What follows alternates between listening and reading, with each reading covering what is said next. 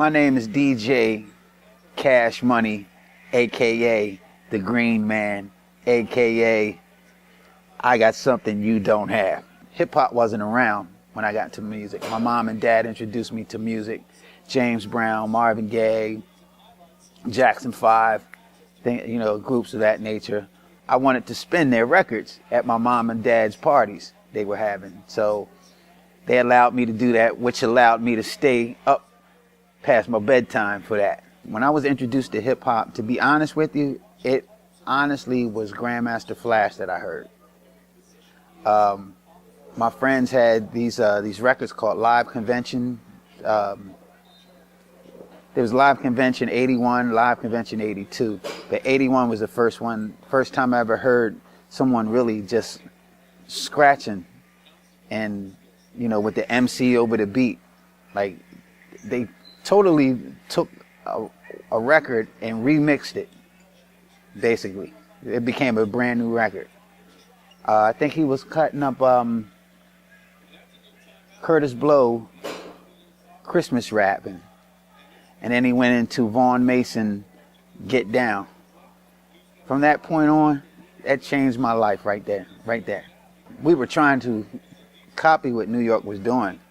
But I think what happened was the DJ became more popular as far as doing more ooh-ah, like ooh-ah type of things at our parties. Even though it was party-based, we still played the records for everybody to dance to. But you had particular DJs that were like, gave you that ooh-ah effect. The promoters would hire a New York artist to come down here and perform, but he also would make sure that he had his Philly artists, on the bill. So when New York artists came down here, they were so shocked on how skillful we were as DJs that they took that back up to New York and was like, yo, those kids down in Philly, man, yo, they're going crazy over there on the turntables. And so that's kind of how we broke the barriers down from, from it always being New York. New York opened their arms up to us, man, and allowed us to play in front of their crowds. So that's how I got started. To be honest with you, Latin Quarters was the spot in New York when I was first starting, and there wasn't many Philly groups that had a chance to be on stage. If I'm not mistaken, Schoolie D was probably the only one, and then Jazzy Jeff, and then Steady B and myself. I had a component set, man, and the kind that had the tape deck, the 8-track. Yeah, that would be my. And I had a little. I don't even know. It was like a single record player. But the record players, the turntables, they basically had the stem, and you could stack a bunch of records on it, and then one would fall down after the other one finished playing. I kind of I was given that. That was given to me. And then I had a chance to actually buy my first pair of B101 Technics turntables after I had saved up enough money from cutting grass or whatever. My cousins were into the music.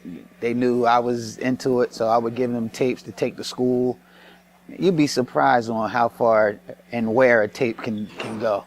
Before I even had a record out, I was traveling to Toronto, Canada, and Montreal, touring, because of a tape that found its way all the way up there. At first, I didn't like it because, I was in college. I'm an engineer major. And to say that you're going into something that they consider fun, they look at it as a fad, as any concerned parent, would want the best for their child. But, after a while, they pretty much got behind me. Times have changed. Music is different. The way people handle business is different. And, I could sit here and be an artist that complains, but what is that going to do? So what do is you stay relevant. You learn, and you know how to. I call myself a shapeshifter. You know, you got to shift with the times.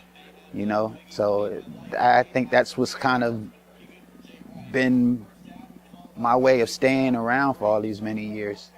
I just came back from Dubai. I mean, Dubai, man. I mean, who would ever think that? And this is all music. It's an absolute blessing, man, to be doing what I'm doing and seeing the world. I mean, spinning music, making people feel good. It's an art, man, when an MC and a DJ work together. You know, you control the crowd, I control the crowd by my music, and, you know, and we have fun. And that's what's missing, man. It's really what is missing out of this stuff. And the thing about it is, I've been at this for so long, man. It's been like almost 30 years for me. I mean, this has been my only job I've ever had. You understand? And I still love it, man. Like, I still love it, man. One of the best that ever did it. And to be honest with you, if I was to leave this earth today and tomorrow, you know, I can honestly say that people would talk about me after I'm gone.